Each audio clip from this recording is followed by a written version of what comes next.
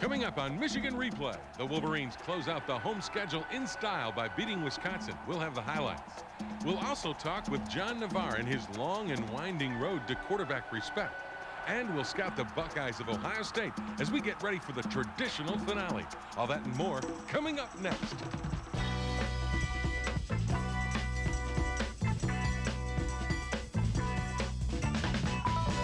Michigan Replay with Lloyd Carr is brought to you in part by Abso Pure Water, delivering quality bottled water since 1908, and by Nike.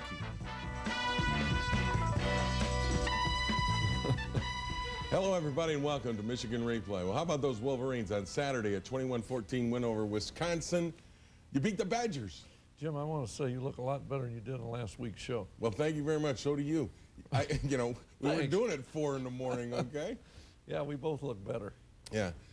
That's now, not I was going to say, I was going much. to say something like, well, you never really look good, No, but I'm yeah. not going to do that because Lori will get mad at me, and we don't want that to happen. That would be mean. Yeah, I know. And that's very unlike And that's you. unlike me. Yes, we did beat the especially coming off a victory. Yep. It is. I mean, and it's a cold, gray day, but you know what?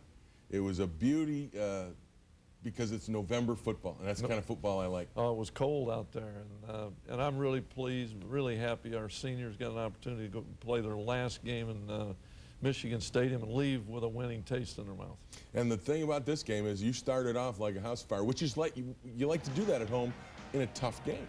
Well, anytime you can get the lead and take some semblance of control, that's really an ideal thing. We started out on the first play of the game, and Benny Japru catches the ball in man coverage, and we put together a very good drive after our defense stopped Wisconsin on their opening kick. And they overcommit a lot defensively, and you get the cutback for some big plays. Well, Jim, all day long, Chris Perry made some good cuts, cutting back against the grain, and BJ scores really on a wonderful run here. Great effort the last 4 or 5 yards to get into the end zone, but a well-blocked play and an excellent drive against a very good defense. And then their first play, you get a turnover. Well, Marlon Jackson is blitzing off the corner and hits Anthony Davis. The ball comes loose, and Victor Hobson comes up with a big turnover. And we talked all week about taking advantage when our defense creates opportunities for us off turnovers. And you sure did. Here again, Chris Perry starts over right tackle, breaks the ball back against the grain, and on a third down play to give us the 14-0 lead. And it's 14-0 early. And then Wisconsin starts to move the football. And you like Davis, don't you? Well, this kid I really like. He runs aggressively, and he's got great speed and great feet, makes good cuts. I think one of the 4 or 5 best running backs in the country. Then your defense, though, stiffens Sean Lazarus to the sack. But they move the ball enough, and then they get a great punt and a great bounce. Well, the field is soft down there, and he hits it, and it bounces inside the 5. And we don't do a very good job out there. In those situations, if you can at least get a first down, it gives you room to kick out of the end zone. But we don't do that, and we get a very low punt. We don't get time to get our coverage down there. We miss a couple of tackles, and now they're back in the ball game. The punt and return by Leonard makes it a 14-7 game. We're still in the first quarter, but you get the ball back and start to move it again. Well, we had good success throwing the football early. John makes a very good throw there, and Jason Avant is proving that he can catch the ball in traffic with a lot of people around him and make the good, tough catch. But here is the turnovers you don't like to see. Well, most backs are getting hit from people in front of them, and BJ makes a good catch there. John made a good play dumping the ball to the outlet, and he gets stripped from behind, and we lost great field position, a great opportunity to go to score again and put our defense back on the field. But your defense does a great job. You get a sack there by Orr. Then you come back and turn it over again. Well, I think Shante Orr probably played his best game since he went out early in the season in the Utah game. And here again, making a mistake. You don't like those? I don't. Well, they just kill you because we had some. You got to be a little more talkative on this show.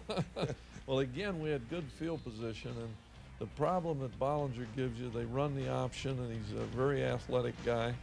And Jim, we're not the only team that misses field goals in Michigan Stadium. We had good effort on the rush there, and you know, an interesting statistic, teams have only converted 9 out of 18 field goals against us. I think some of that's because of the rush, but here is probably the one drive of the day where our defense didn't play very well. We missed some tackles there. Shante Orr saves a touchdown, but then we don't get the ball turned back in, and now it's a tie game. You know, we're getting used to blowing these 14-point leads. I know, and that's not good. 14-14.5, you had to be going to the locker room thinking, man, we had them down, and you know, we could have closed it out. We could have made it a lot more difficult for them, and yet you let them back in it. Well, you know, if they needed any confidence that they could win the game after having a 14-0 lead, they certainly Wisconsin went into that locker room feeling very good about their chances to win. And, you know, we had to go in and understand that in the last 30 minutes, you better take care of the football if you want to win. Well, we'll come back and take a look at the last 30 minutes when Michigan won the game and did take care of the football. But first, we hear from Sean Lazarus, who talks about pass pressure sometimes comes at the back end. The DBs did a great job. I mean, I heard them talking and saying they can't get open on us. They can't get open on us, and that's a great thing to hear as a D lineman, because you know that he's going to hold the ball a little bit longer. So, yeah, they did a great job today.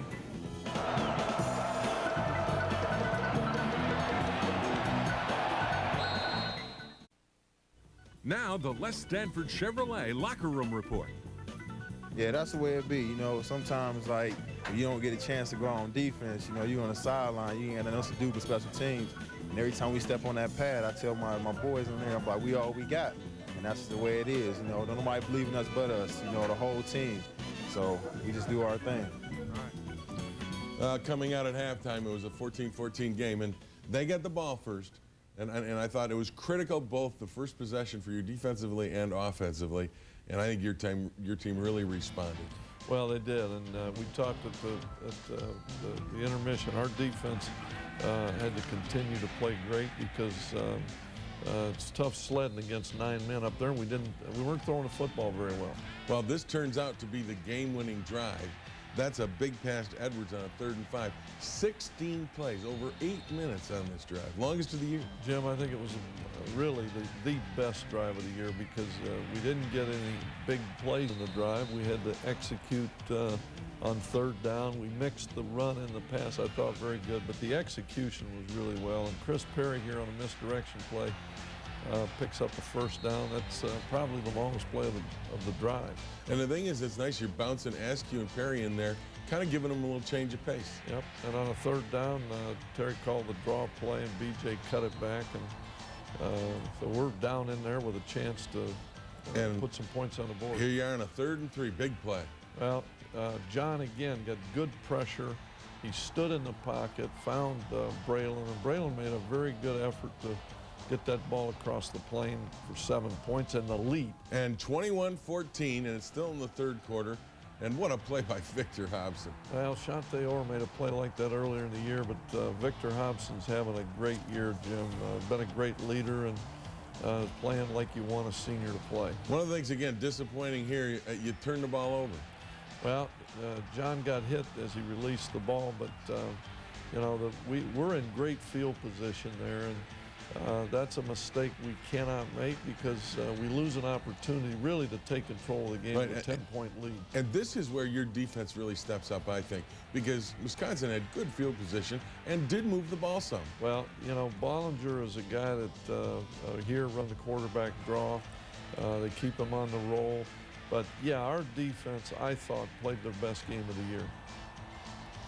And the secondary did a great job. Here's Marlon Jackson breaking up another pass, a tough pass, but I mean, this is what you need. You need guys making plays when the other team's driving. Well, and we did that. I thought our secondary played well, and we had tight coverage, I thought, throughout the day.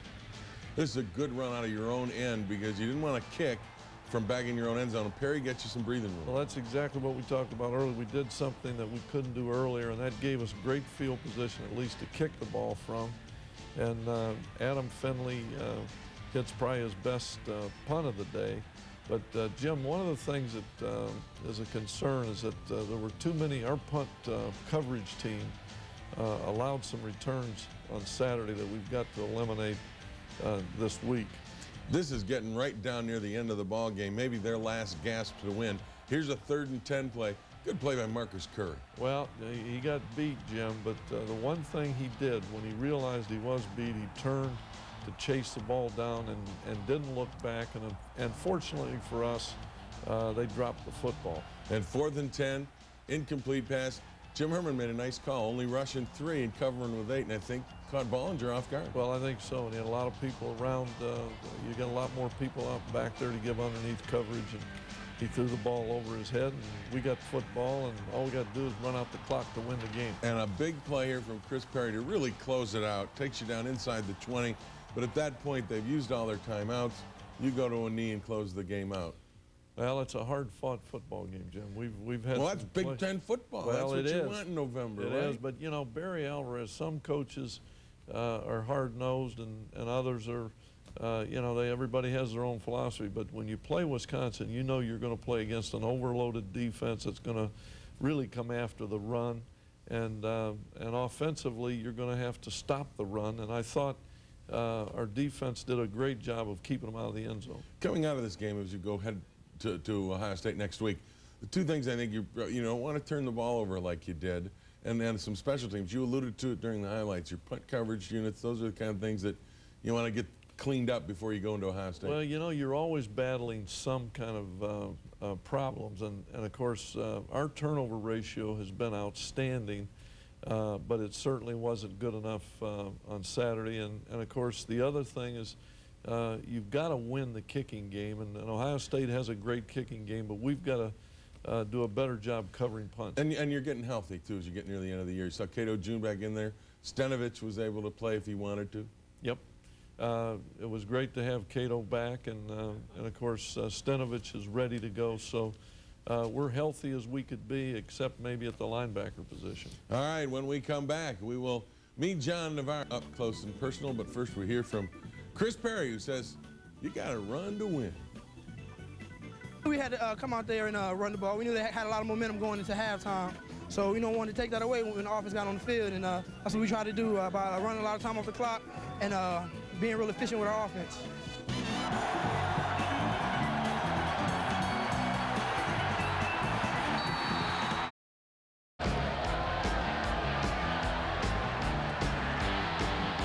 None of us may ever know or experience the pressures of the high-profile college athlete. Well, meet John Navarre. Arguably, no quarterback in recent history has undergone more critical scrutiny than Navarre. Media and fans alike have taken their shots, and it hit John very close to home. That's tough to go through, and that's real tough to manage. I'm not going to say, it wasn't easy. It wasn't at all. Your dad's calling you up. He's all over the internet chat rooms. And those are the worst things to go on, and he's telling you things, and then he's questioning, are you going to play, and what's going on, and I said, Dad, just relax, and then other family members are calling you, and friends, and I knew what was happening inside our program, and I didn't let that distract me, and as close as it is to you, your family, your own dad calling you, you gotta keep focused and keep pushing on. Pushed on indeed. Navarre is moving up the career charts in Wolverine history, and he's got another year left. Having gone through the dark days, Navarre never lost his focus, and he's a better quarterback for it. I'm a lot more comfortable, a lot more confident. I've been through it all. I feel like a veteran, I don't have to worry about anything, good or bad. I'm just focused on what I want to do. I'm really, really keyed into my goals and our team goals, and I don't have to worry about outside forces, what other people say, because I know that I've accomplished what I would want to accomplish so far, and I still got to accomplish some other goals, and I want to keep pushing on to that. One of Navarre's goals is to be the best quarterback he can be, and he'll tell you he's not there yet, but he's getting better, especially in one area. Decision making. I'm not forcing the ball into, I'm not trying to make a big play every down. Every 3rd and long, or every 3rd and 7, 10. I'm not forcing the ball in. And when I have a play, I make the plays that present themselves. And I think last year, I felt like I had to win the game on every down. And this year I know that, you know, if I don't have it, punt's a good play. We got 3 points, we got a field goal. But when I do have it, I got to make the play. This game should be fun. For a while, it wasn't as much fun as it should be for John Navarre. But he fought through it. He toughened up mentally. And finally, the fun is back for John Navarre. I'm having a ball. I'm having a lot of fun. And a lot more fun in the locker room after the game than I did last year. And it's a great feeling to know that you contributed, you did well, and you helped your team win. And that's just an awesome feeling. I feel great after each win in the locker room. Michigan, the leaders and best. Hail to the victors valiant. Hail to the conquering heroes. Hail to Michigan, the champions of the West. He has matured indeed, and you know, we talk about John Navarre. He passed Tom Brady career yardage. He's 4th all time, and yet he's taken more heat than probably any other quarterback you've probably coached here, huh? Well, Jim, I think a lot of people out there have lost perspective of really what college football should be about, and unfortunately, a kid like John has to suffer from that. I always remember, you know, the truth is Drew Henson should have been the quarterback a year ago, and John, that would have given John another year to mature and to learn the position. But he is a courageous young man, I'll promise you that. And you're glad to have him as your quarterback, I'm aren't you? delighted to have him as our quarterback. And that probably is a better statement than anything you could make. Yep. Absolutely. We'll be back and we'll take a look at the Buckeyes of Ohio State. We've got to scout them because they're next on the schedule. But first, we hear from Braylon Edwards. He knows all about what it's like in Columbus. Well, with my dad playing here, I know all about the battles down at the Horseshoe. Coach Hayes back in the day, so I know it's a hostile place to play. But you just have to come like it's any other game, and you just have to step into it with a mindset that you can do it. With a team like ours, I'm strong. I'm ready.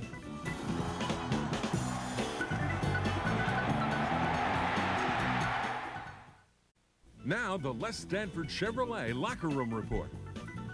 Oh, yes, it's the typical Ohio State. I mean, this is the game that I've been hearing about for years now and never got the chance to play in. And this is going to be a special Saturday for me, you know, just to be able to play in the game. I mean, it's a special rivalry, and it's going to be a special game. That's absolutely true. I played in 3 of them, and it is a special rivalry. What was your record, Jim? Our record was 2-1. You lost? We lost down in Columbus my sophomore year, but my junior year. My sophomore year, though, I was part of the 69 24-12 upset, the win that shook the world. That was maybe the greatest win in the history of Michigan. Thank you very much. Now, I didn't play it down in that game, but I was there. I saw that game I worked on out TV. in practice. You know who I played in practice? I was on demo, actually. They made me play the tackle, Dave Foley, who was a great player. And I was the offense playing against the defense. And our defense held a great offensive team to 12 points.